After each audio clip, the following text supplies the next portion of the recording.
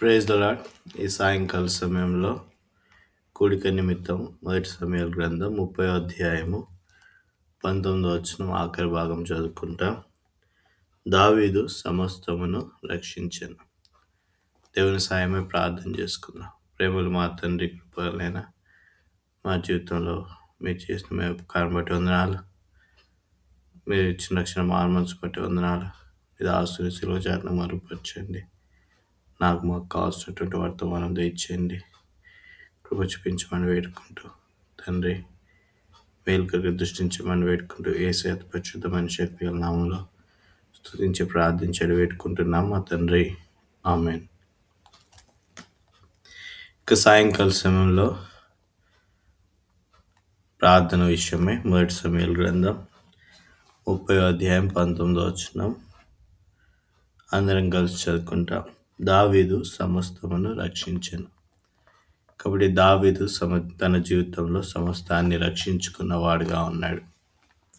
దావీదు విషయం చూసినట్లయితే దావీదు ఫిలిస్తీయులతోటి స్నేహం చేసిన వాడుగా ఉన్నాడు.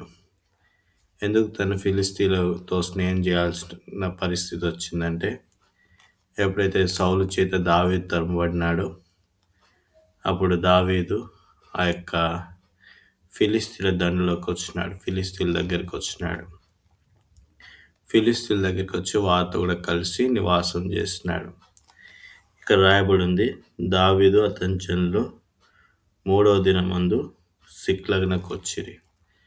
కాబట్టి దావీదు సిక్లగులో నివాసం చేస్తున్నాడు.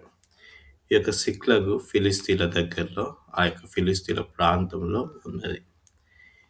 తర్వాత దావీదు ఈ యొక్క ఇశ్రాయేలుకు విరోధంగా యుద్ధం చేయడానికి వెళ్ళినాడు. ఎప్పుడైతే ఇశ్రాయేలుకు విరోధంగా దావీదు యుద్ధానికి వెళ్ళినాడో తన జీవితంలో గొప్ప నష్టాన్ని చేకూర్చుకున్నాడు.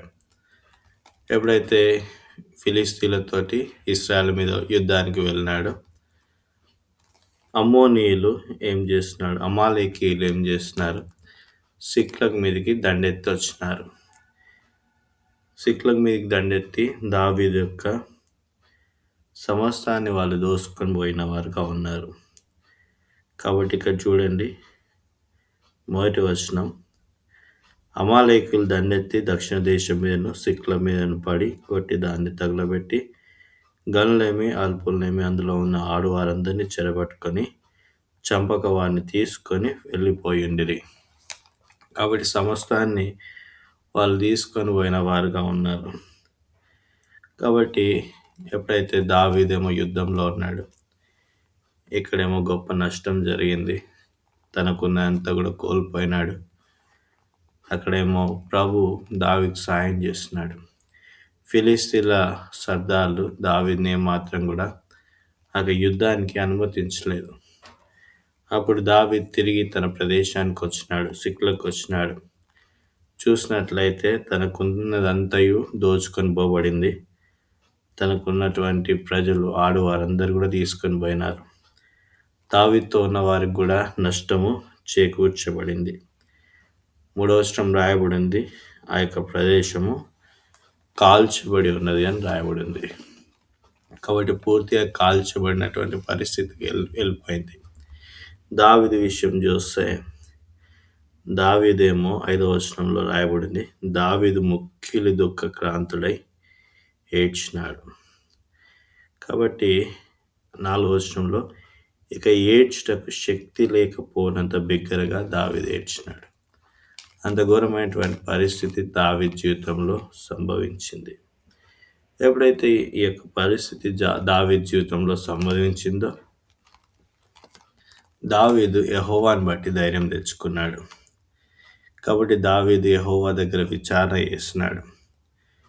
విచారణ చేసినప్పుడు ఏం జరిగింది, దేవుడు ఏం చేసినాడు, వాగ్దానం ఇచ్చినాడు. 7వ వచనంలో ఇక్కడ 8వ వచనం చూస్తే, యెహోవా తరము నిశ్చయంగా నీ వారిని కలుసుకొని తప్పక నీ వారందరినీ దక్కించుకుందు అని సెలవిచ్చాను. కాబట్టి దేవుడు వాగ్దానం ఇచ్చినాడు, నువ్వు అందరినీ కలుసుకుంటాను, నువ్వు తరము నీ వారందరినీ దక్కించుకుంటావని వాగ్దానం ఇచ్చినాడు.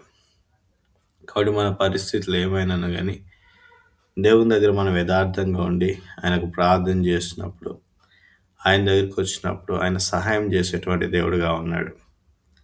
తర్వాత చూస్తే ఆయనకు ఏ విధంగా సహాయం చేస్తున్నాడు. అక్కడ ఒక ఐగుప్తుడు ఉన్నాడు, వాడు కాయలా పడినాడు. వాడిని అమాలేకీయులు మోసం చేసి అక్కడ వదిలిపెట్టి వెళ్ళిపోయినారు.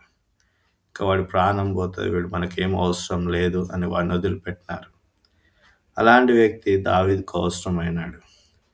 దావీదు వాడికి ఆహారం పెట్టినాడు, వాడిని పరామర్శించినాడు. పరామర్శించిన తర్వాత ఆ ఐగుప్తీయుడు దావీదుకు సమాచారం తెలియజెప్పినాడు. ఏమని తెలియజెప్పినాడు? ఆ దండ ఎక్కడుంది, ఆ అమాలేకీయులు ఎక్కడ ఉన్నారో ఆ విషయాన్ని దావీదుకు చెప్పినారు. అప్పుడు దావీదు ఆ ప్రదేశానికి వెళ్ళి వారినందరినీ కూడా సంహరించినాడు. కాబట్టి 18వ వచనం, 30వ అధ్యాయం 18వ వచనం, ఇలాగున దావీదు అమాలేకీయులు దోచుకొని పోయిన దానంతటినీ తిరిగి తెచ్చుకొను, మరియు అతడు తన 2 భార్యలను రక్షించాను. కాబట్టి కోల్పోయిన దాని అంతా కూడా దావీదు తిరిగి తెచ్చుకున్నాడు. అప్పుడు 19వ వచనంలో రాయబడింది, దావీదు సమస్తమును రక్షించాను. కాబట్టి దావీదు జీవితంలో పోయిందంతా కూడా సంపాదించుకున్నాడు. ప్రభువుని బట్టి సమస్తాన్ని కూడా సంపాదించుకున్నాడు. ఇది మొదటిది. రెండవ విషయాన్ని చూసినట్లయితే ఆదాము జీవితం. ఆదామును దేవుడు తన పోలిక చొప్పున తన స్వరూపంన దేవుడు నరుణ్ణి సృష్టించినాడు. ఇక్కడ రాయబడింది ఆదికాండము 2వ అధ్యాయము 6వ వచనం, 7వ వచనం. దేవుడైన యెహోవా నీలమట్టితో నరుణ్ణి నిర్మించి వాడి నాసికారంధ్రంలో జీవవాయువును ఊదగా నరుడు జీవాత్మ ఆయను. కాబట్టి దేవుడు నీలమట్టితో నరుణ్ణి సృష్టించినాడు. వాడి నాసికారంధ్రంలో జీవవాయువును ఊదగా నరుడు జీవాత్మ అయినాడు. కాబట్టి నరుడు జీవాత్మ అయినాడు, జీవించేటువంటి ఆత్మ అయినాడు. కాబట్టి జీవము ఈ లోకానికి వచ్చింది. ఇలాంటి జీవం దేవుని స్వరూపంలో ఉన్నటువంటి జీవం వచ్చింది. అయితే నరుడు ఏం చేస్తున్నాడు? సాతానుతో స్నేహం చేస్తున్నాడు, సాతానుతో మాట్లాడినాడు. దాన్ని బట్టి ఏం జరిగింది? గొప్ప ఘనతను మిస్ చేసుకున్నాడు. ఎలాంటి ఘనత అంట? ఆయన విషయం చూసినట్లయితే అక్కడ 19వ వచనం, 2వ అధ్యాయం 19వ వచనం, దేవుడైన యెహోవా ప్రతి భూజంతువును ప్రతి ఆకాశ పక్షిని నేల నుండి నిర్మించి ఆదాము వాటికి ఏ పేరు పెట్టినో చూచుటకు అతని యొద్దకు వాటిని రప్పించెను. జీవం గల ప్రతి దానికి ఆదాము ఏ పేరు పెట్టినో ఆ పేరు దానికి కలిగిన. కాబట్టి ఆదాము ఏదైతే పేరు పెట్టినాడో ఆ పేరు ఆ జంతువులకు నేటి వరకు కూడా ఉన్నది. అంత గొప్ప ఆధిక్యతను దేవుడు ఆదాముకి ఇచ్చినాడు. మరి ఆదాము ఏం చేస్తున్నాడు? ఆ గొప్ప ఆధిక్యతను పోగొట్టుకున్నాడు. ఎవరితో స్నేహం చేస్తున్నాడు? సాతానుతో స్నేహం చేస్తున్నాడు. అంటే అవ్వ సాతానుతోటి స్నేహం చేసింది, తినకూడదన్నటువంటి ఫలాన్ని తినింది, తీసుకొని వచ్చి ఆదాముకి ఇచ్చిండు, ఆదాము కూడా తిన్నాడు. కాబట్టి దేవుని యొక్క గొప్ప ఘనతను ఆదాము మిస్ చేసుకున్నాడు. తర్వాత వాళ్ళు దిగంబరులను ఎరిగినారు, వాళ్ళ కన్నులు తెరవబడినాయి, వాళ్ళ మహిమ వస్త్రములు కోల్పోయినారు, దిగంబరులు అయిపోయినారు. తర్వాత వాళ్ళ జీవితంలో చూస్తే ఆదికాండం 3వ అధ్యాయం 24వ వచనం, అప్పుడు ఆయన ఆదామును వెళ్ళగొట్టి ఏదైనా తోటకు తూర్పు దిక్కున కెరూబులను జీవవృక్షమును పో మార్గమును కాచుటకు ఇటు అటు తిరుగుచున్న కట్కజాలను నిలవబెట్టాను. కాబట్టి వాళ్ళని ఏదైనా నుంచి బయటికి వెళ్ళగొట్టినాడు. అలాంటి పరిస్థితిలోకి వెళ్ళిపోయినారు. కాబట్టి ఎంత సౌభాగ్యమైనటువంటి పరిస్థితి ఏదోను, ఎంత సుఖ సంతోషాలతో ఉన్నటువంటిది ఏదేనో. తినకూడదన్నటువంటి పండు తిన్నాడు, సమస్తాన్ని నష్టపరుచుకున్నాడు. అయితే రోమీయులకు రాసిన పత్రిక 5వ అధ్యాయము 12వ వచనం, రోమీయులకు రాసిన పత్రిక 5వ అధ్యాయము 12వ వచనం, ఇక్కడ రాయబడి ఉంది, ఏమని రాయబడింది? ఒక మనుషుని ద్వారా పాపం ఈ లోకంలోకి వచ్చిందంట. 5వ అధ్యాయము 12వ వచనం. ఇట్లుండగా ఒక మనుషుని ద్వారా పాపం ద్వారా మరణమును లోకంలో ఎలాగ ప్రవేశించునో అలాగున్నే మనుషులందరూ పాపం చేసినందున మరణం అందరికీ సంప్రాప్తమైంది. కాబట్టి ఒక మనుషుని ద్వారా పాపం ఈ లోకంలోకి వచ్చింది. కాబట్టి ఆ పాపం ద్వారా మరణం అందరికి కూడా సంప్రాప్తమైంది. మనుషులందరూ పాపం చేస్తున్నారు. పాప స్వభావంతో మనిషి పుట్టినాడు. పుట్టి పాపం అందరికీ సంప్రాప్తమైంది. అది పరిస్థితి. అయితే ప్రభువైన యేసుక్రీస్తు వారు రెండవ ఆదాముగా ఈ లోకానికి వచ్చినారు. ఏదైతే నష్టాన్ని ఈ సర్వ ప్రపంచము అనుభవిస్తుందో, ఈ మరణాన్ని సర్వ ప్రపంచం అనుభవిస్తుందో, ఆ మరణంలో నుండి సర్వ ప్రపంచాన్ని జీవంలోకి తీసుకురావడానికి ప్రభువైన యేసుక్రీస్తు వారు రెండవ ఆదాముగా ఈ లోకానికి వచ్చినాడు. 1 కొరింథీయులకు రాసిన పత్రిక 15వ అధ్యాయము 45వ వచనం. 1 కొరింథీ 15:45. ఇందు విషయమై ఆదామును మొదటి మనుష్యుడు జీవించు ప్రాణి ఆయనని వ్రాయబడి ఉన్నది. కడపటి ఆదాము జీవింపజేయ ఆత్మ ఆయన. కాబట్టి కడపటి ఆదాము అయినటువంటి యేసుక్రీస్తు వారు జీవింపజేయ ఆత్మ అయినాడు. అంటే మరణాన్ని తొలగించి జీవాన్ని మనిషికి ప్రసాదించినాడు. కాబట్టి 2 విషయాలు. ఆదాము జీవితంలో ఎందుకు నష్టం వచ్చింది? ఫిలిస్తీన్లతో స్నేహం చేసిన దాన్ని బట్టి. దావీదు జీవితంలో ఎందుకు నష్టం వచ్చింది? ఫిలిస్తీన్లతో స్నేహం చేసిన దాన్ని బట్టి. ఆదాము జీవితంలో ఎందుకు నష్టం వచ్చింది? సాతానుతో స్నేహం చేసిన దాన్ని బట్టి. సాతాను తన జీవితంలో ఉన్నదాన్ని బట్టి నష్టం వచ్చింది. తర్వాత 3వ విషయాన్ని చూసినట్లయితే యెరూషలేము కట్టబడుట. కాబట్టి యెరూషలేము సొలొమోను దినాల్లో కట్టబడింది. దానికన్నా ముందు యెరూషలేము కట్టబడడానికి ఎబూసీయుడైనటువంటి అరౌనా యొక్క కళ్ళంలో అక్కడ బలిపీఠం కట్టబడింది. అంటే దేవుని ఉగ్రత నుంచి మానవుడు తొలగించబడి దేవుని ప్రత్యక్షతలోకి మానవుడు వచ్చినాడు. కాబట్టి ప్రభు వాగ్దాన దేశాన్ని ఇశ్రాయేలుకి ఇచ్చినాడు. అయితే అక్కడ ఉన్నటువంటి ఎబూసీయులను ఆ యొక్క ఇశ్రాయేలు ఉండనిచ్చినారు. ఆ మాట యెహోషువ గ్రంథంలో రాయబడి ఉంది. కాబట్టి యెహోషువ గ్రంథంలో వాళ్ళు ఎబూసీయులను అక్కడ ఉంచినారు. దాన్ని బట్టి ఎంతో గొప్ప నష్టం ఇశ్రాయేలు ప్రజలకు. దేవుని వాగ్దానాలు నెరవేర్చలేకపోబడినాయి. దావీదు జీవితంలో కూడా హెబ్రోన్ నుంచి సియోన్కి వచ్చినప్పుడు ఎబూసీయుల ద్వారా ఆయన అవమానం లేదంటే వాళ్ళు గేలి చేసినారు దావీదును. అంటే ఈ ఎబూసీయులు లోకానికి సాదృశ్యంగా ఉన్నారు. వాళ్ళు ఎప్పుడైతే ప్రవేశిస్తారో జీవితంలో ఆత్మీయంగా ఎదగలేనటువంటి పరిస్థితి మన జీవితంలో ఉంటుంది. ఎప్పుడైతే ఎబూసీయులు పూర్తిగా పోయినారో అప్పుడే దేవుని ప్రత్యక్షత అనేది మన జీవితంలోకి వస్తుంది. దాని తర్వాతనే మందిరం అనేది కట్టబడింది సొలొమోను దినాల్లో. అది 3వది.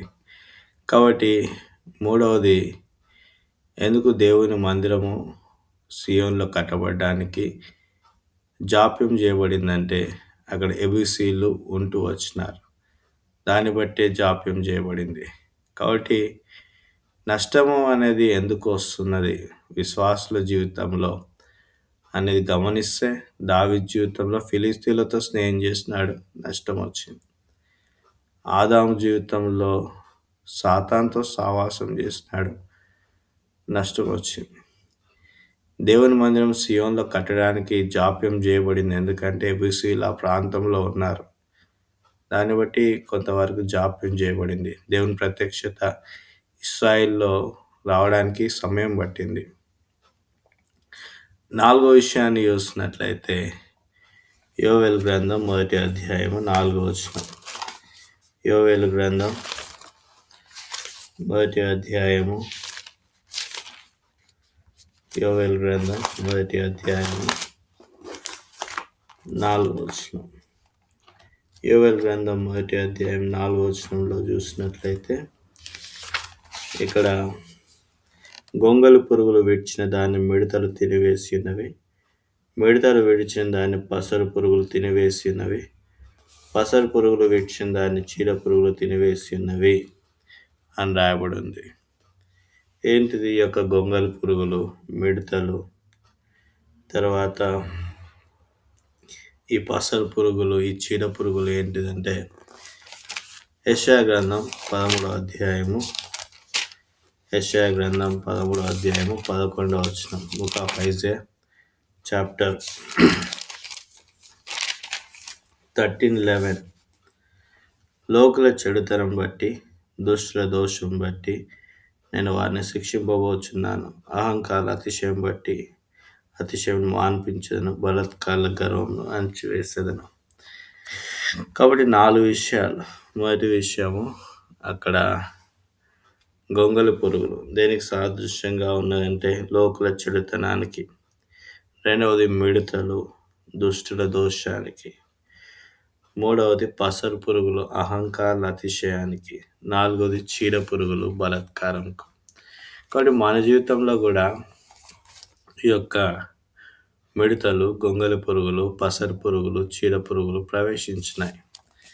దాన్ని బట్టే ఎంతగానో నష్టం, దాన్ని బట్టే ఎంతగానో బాధ, దాన్ని బట్టే ఎంతగానో వేదన. కాబట్టి మన జీవితంలో ఈ యొక్క దుష్టుడు, అహంకారి, తర్వాత బలాత్కారం చేసేవాడు, తర్వాత దౌర్జన్యం చేసేవారు మన జీవితంలో ప్రవేశించినారు. ఎందుకు? స్నేహం చేసిన దాన్ని బట్టి వాళ్ళు మన జీవితంలోకి ప్రవేశించినారు. దాన్ని బట్టి నష్టం. యోవేలు గ్రంథం 2:25 ప్రభు వాగ్దానం ఇస్తున్నాడు. ఏమని ఇస్తున్నాడు? మీ దేవుడైన యెహోవా నామమును స్తుతించినట్లు నేను పంపిన మిడతలను, గొంగలి పురుగులను, పసరు పురుగులను, చీడ పురుగులను అను నా మహాసైన్యము తినివేసిన సంవత్సరముల పంట మీకు మరలా ఇత్తును.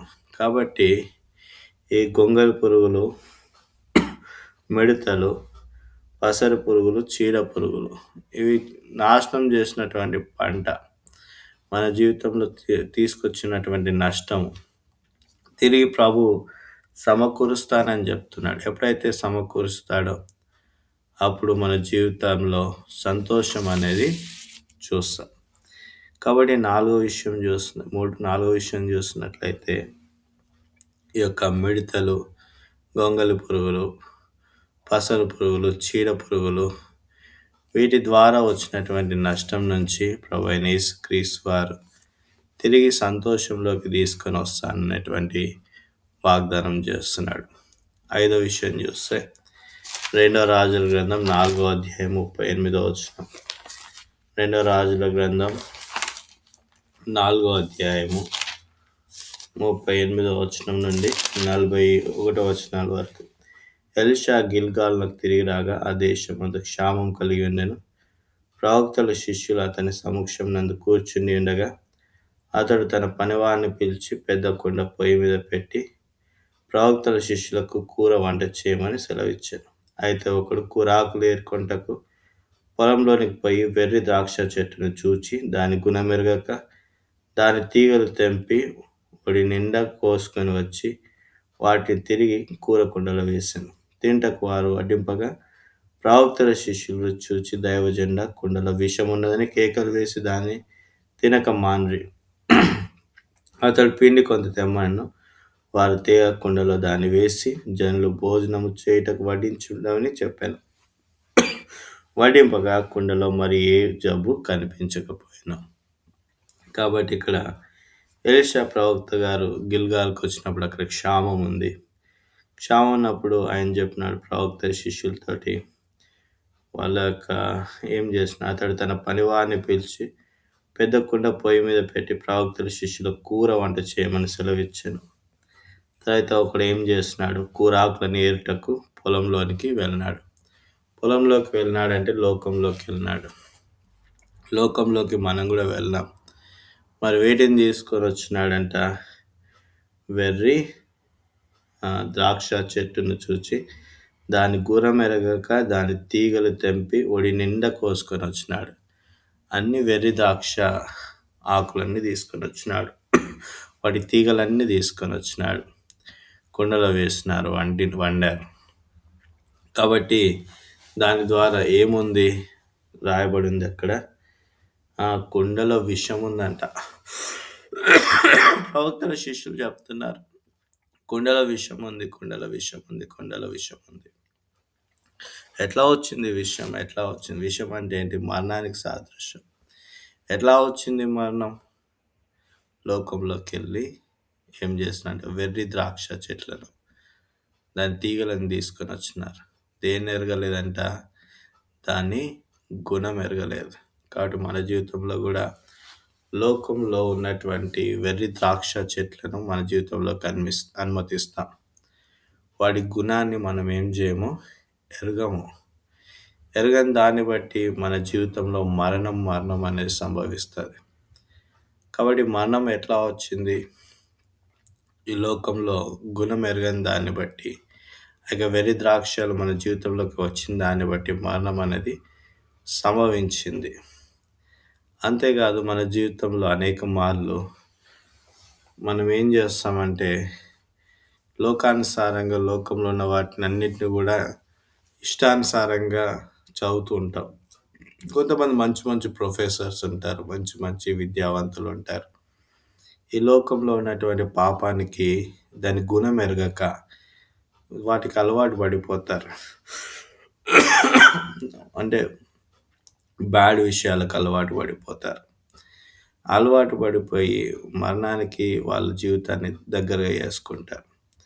కొత్తగా చూస్తే ఒక చిన్న వీడియో విషయాల్లో కూడా ఏదో చిన్న వీడియో చూద్దాం అనుకుంటారు. వాటికి గుణం ఎరగక లోతైన స్థితిలోకి వెళ్ళిపోయి అవసరం లేనటువంటి ఆ యొక్క పదాలు వినడము, అవసరం లేనటువంటివి చూడడము, దాన్ని బట్టి ఆత్మీయ జీవితంలో నష్టాన్ని కలిగే వారంగా ఉంటాం. కాబట్టి ఈ లోకంలో ఉన్నటువంటి వెర్రి ద్రాక్షను బట్టి మన జీవితంలో నష్టం, మన జీవితంలో మరణం అనేది వచ్చింది. మరి నష్టం, మరణం ఎట్లా తీసివేయబడాలా? ఆ కుండలో పిండి వేయబడిందంట. ఎప్పుడైతే ఆ కుండలో పిండి వేయబడిందో దాంట్లో ఉన్నటువంటి మరణము తీసివేయబడింది. దాంట్లో ఉన్నటువంటి మరణం తీసివేయబడింది, జీవంతో నింపబడింది. కాబట్టి మన జీవితంలో కూడా ఎప్పుడైతే ప్రభువైన యేసుక్రీస్తు వారు ప్రవేశిస్తాడో అప్పుడు మనలో ఉన్నటువంటి మరణం తొలగించబడి జీవంతో నింపబడతాం. రాయబడింది లూకా సువార్త 19:10 నశించిన దాన్ని వెదకి రక్షించుటకు మనుష్య కుమారుడు ఈ లోకానికి వచ్చినాడు. కాబట్టి మనుష్య కుమారుడు ఈ లోకానికి వచ్చినాడు. నశించిపోతున్న మనల్ని వెదికి రక్షించడానికి ఆ మనుష్య కుమారుడు ఈ లోకానికి వచ్చినాడు. వచ్చి శిలువ మీద, మ్రాను మీద ప్రేలాడదీయబడినాడు, రక్తాన్ని కాచినాడు, తన ప్రాణం అంతా కూడా పెట్టినాడు. మన కొరకు శిలువలో ఘోర మరణాన్ని పొందినాడు. 3వ దినాన తిరిగి లేచినాడు. ఆయన ప్రాణం పెట్టిన దాన్ని బట్టి మనలో మరణం తొలగించబడి జీవంతో నింపబడిన ప్రభువైన యేసుక్రీస్తు వారి యొక్క జీవం మనలో ప్రవేశింపజేయబడింది ఆ యొక్క శిలువను బట్టే. కాబట్టి ప్రభు మనకు జీవాహారం అయినాడు. ఆ మాట రాయబడింది యోహాను సువార్త 6:35. John gospel chapter 6:35. యోహాను సువార్త 6:35. 6:35. అందుకు యేసు వారితో ఇట్లనెను, జీవాహారము నేనే, నా యొద్దకు వచ్చువాడు ఏ మాత్రమును ఆకలిగొనడు. కాబట్టి ప్రభు మనకు జీవాహారమై ఉన్నాడు. ఈ జీవాహారం ఏంటిదంట? మన జీవితంలో తృప్తి, మన జీవితంలో శాంతి, మన జీవితంలో ఆత్మీయత. కాబట్టి ఆత్మీయమైనటువంటి ఆహారము జీవాహారము. కాబట్టి ప్రభు మనకు జీవాహారమై ఉన్నాడు. కాబట్టి మన జీవితంలో ఉన్నటువంటి మరణాన్ని ఆయన ఏం చేస్తున్నాడు? తొలగించినాడు. ఆయన మనకి ఏమైనాడంట? జీవాహారమైనాడు. కాబట్టి మనం చూసుకున్న లేఖన భాగాలన్నీ చూసినట్లయితే దావీదు సమస్తమును సంపాదించుకున్నాడు, దావీదు సమస్తమును రక్షించాను, దావీదు సమస్తాన్ని రక్షించుకున్నాడు. ఎక్కడి నుంచి? ఎందుకు రక్షించుకున్నాడు? ఎందుకు నష్టం వచ్చింది? ఫిలిస్తీన్లతో స్నేహం చేసిన దాన్ని బట్టి నష్టం వచ్చింది. రెండవ విషయాన్ని చూసినట్లయితే ఆదాము తన జీవితంలో మరణం పాలైనాడు. మరణం ప్రవేశించింది లోకంలోకి. ఎలా వచ్చింది మరణము? ఆదాము సాతానుతోటి సహవాసం చేసిన దాన్ని బట్టి, స్నేహం చేసిన దాన్ని బట్టి మరణము, నష్టం అనేది వచ్చింది. మూడో విషయాన్ని చూసినట్లయితే యెరూషలేములో దేవుని మందిరం కట్టబడడానికి, ఇశ్రాయేలు సుభిక్షంగా నివసించడానికి చాలా కాలం పట్టింది. ఎందుకు? దేవుడు అన్యజనాంగాన్ని అంతా కూడా తొలగించినాడు. అయితే ఆ యొక్క యెహోషువ కాలంలో యెబూసీలను ఉంచినారు.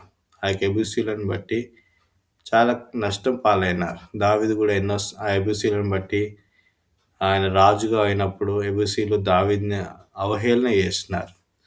చివరిగా అరోనా కళ్ళం దగ్గర దావీదు ఆ యొక్క దేవుని బలిపీఠాన్ని కట్టి దేవుని ప్రత్యక్షతను దావీదు అనుభవించినాడు.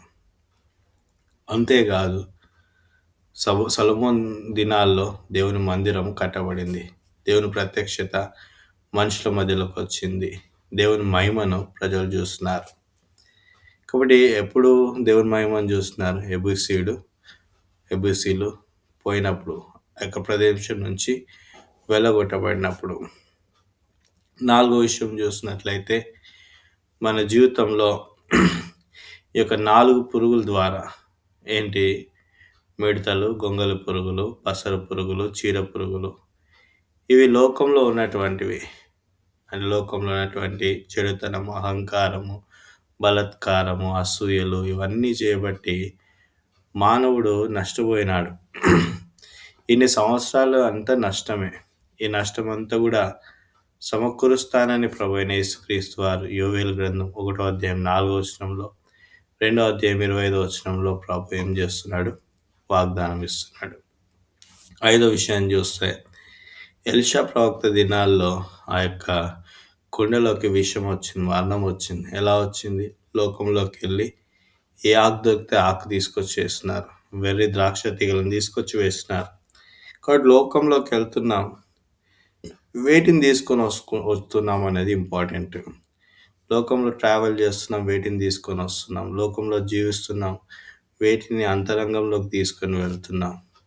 లోకంలో సోషల్ మీడియాతో ఉంటున్నాం, అంతరంగంలో ఆత్మీయత నింపుకుంటున్నామా? శరీరక్రియల ద్వారా నష్టపోతున్నామా? మరణానికి పాత్రమవుతున్నామా?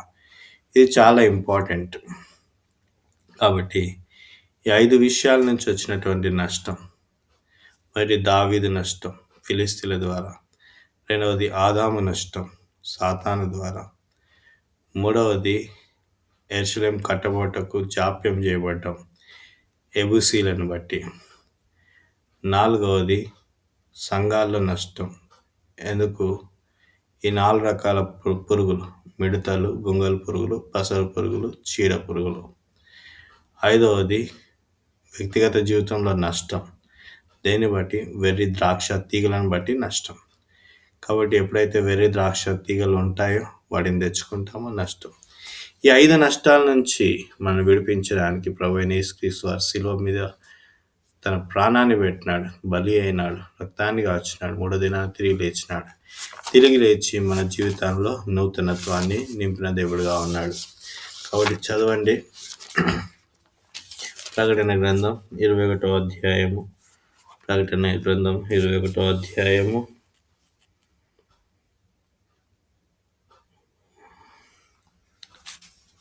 4వ వచనం. ఆయన వారి కన్నుల ప్రతి బాష్ప బిందువును తుడిచివేయను, మరణం ఇక ఉండదు. కాబట్టి మరణాన్ని తొలగించినాడు.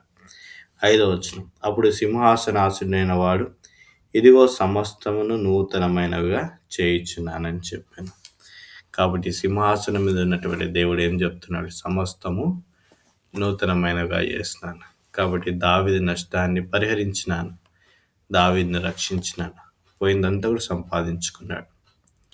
ఆదాము ద్వారా వచ్చినటువంటి నష్టాన్ని రెండవ ఆదాముగా ప్రభువైన యేసుక్రీస్తు వారు వచ్చి ఆ నష్టాన్నంతా తొలగించి, ఆ మరణాన్ని తీసివేసి మానవునికి నిత్య జీవాన్ని ఇచ్చినాడు. మూడవది ఆ యొక్క ఎబూసీల ద్వారా వచ్చినటువంటి నష్టాన్ని తొలగించి దేవుని మందిరాన్ని కట్టబడి ప్రజల్ని సుభిక్షంగా దేవుడు కాపాడినాడు. 4వ నష్టం పసరు పురుగులు, చీడ పురుగులు, గొంగళి పురుగులు, మిడతలు వీటి ద్వారా వచ్చేటువంటి నష్టాన్ని తొలగించి ముందున్నటువంటి సంవత్సరాల్లో సంతోషాన్ని నింపుతానని వాగ్దానం చేస్తున్నాడు. సంతోషాన్ని నింపుతూ ఉన్నాడు. 5వది వ్యక్తిగత జీవితంలో నష్టం. ఈ యొక్క వెర్రి ద్రాక్ష తీగలను బట్టి లోకంలో ఉన్నటువంటి పాపం హృదయంలో ప్రవేశించి మరణం గావించే దానిని బట్టి నష్టపోవాల్సినటువంటి పరిస్థితుల నుండి దేవుడు విడిపించి నిత్య జీవాన్ని ఇస్తున్నాడు. కాబట్టి మన జీవితంలో అంతా నూతనమైపోయింది. పాపం పోయింది, చెడుతనం పోయింది, లోకం పోయింది, సమస్తాన్ని తీసివేసి నిత్య జీవం, శాంతి, సమాధానం ప్రభు నింపాలని ఇష్టపడుతున్నాడు. కాబట్టి ప్రభు ప్రత్యక్షత చాలా శ్రేష్టమైంది. కాబట్టి ఈ సహవాసంలో మనము నేర్చుకునేది, దైవ దర్శనంలో ప్రభు మనతో కూడా ఉండేది, అది చాలా శ్రేష్టమైనటువంటి అనుభవం, నూతనమైనటువంటి అనుభవం. ఆ విషయాలన్నీ కూడా ప్రకటన గ్రంథం 21వ అధ్యాయం 22వ అధ్యాయంలో రాసిపెట్టినాడు. కాబట్టి ప్రభుని ఎరిగినప్పుడు, ప్రభుతో ఉన్నప్పుడు ప్రభు నిత్య జీవాన్ని ఇచ్చేవాడుగా ఉన్నాడు.